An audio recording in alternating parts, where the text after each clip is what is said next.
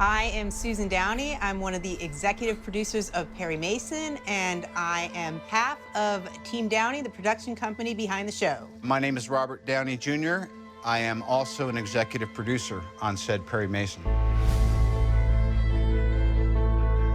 So initially, Perry Mason was it was gonna be a movie. It did. It came as a feature, but it was just too rich a world, too many things we wanted to explore, and we knew we wanted to have one case drive it, but we had all these other facets we wanted to explore, and it just seemed like a project that was asking to be a series instead.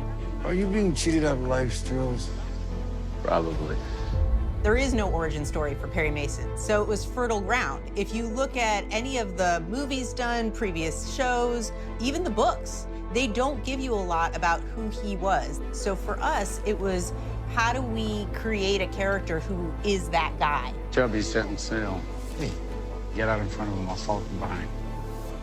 When we first meet Perry, he's not even a lawyer yet. Because if you read the books, for the most part, he's doing PI type of work. He's almost never in the courtroom. And he figures out a lot of what happened by just hitting the streets, knowing the ins and outs of the law, what he could get away with. And we thought that was a pretty exciting starting point. Gas! Gas! Gas! Gas! We arrived at Perry being a soldier because we felt like it really helped us understand why we got to find Perry at a place in his life where he's returned but hasn't really picked up the pieces of his life yet. And I think the dilemma of that, then going into the depression, and then what his home life is like, and then the fact that he hasn't made much of himself because of the unfortunate discharge that he had from the Army. In World War I, people just had no idea what they were in for. It was a much more naive generation. So I love that Perry has a little bit of that naivete, and he's paid for it dearly. While we don't go all the way through anything that he faced, we know by the character that we met how much it damaged him.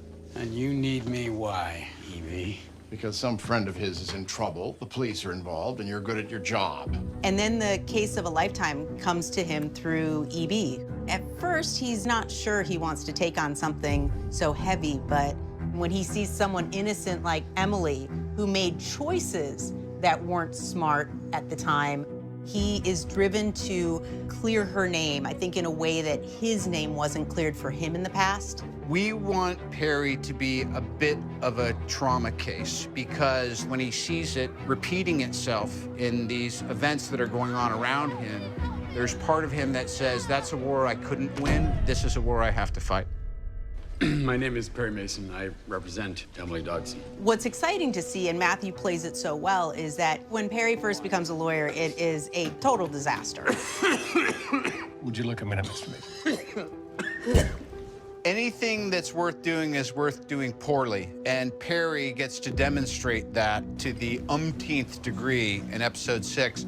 I also love the fun that's in there. When someone says, it's hard to be a good lawyer. You may have heard I'm new to this. Objection. Sustained. See what I mean?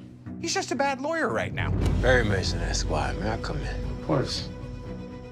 And it's a total roller coaster ride because even if he's doing the right thing in court, people aren't playing by the same set of rules that he's playing by. That's not exactly legal. No, Mr. Mason, it's not. But it is something I can live with.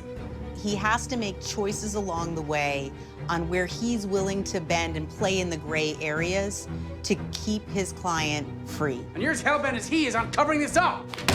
What's your tone when speaking to me, Mr. Mason? It's gonna get way more chaotic before it finds any version of what someone might consider a conclusion. Not one character will come out unchanged. It's bananas.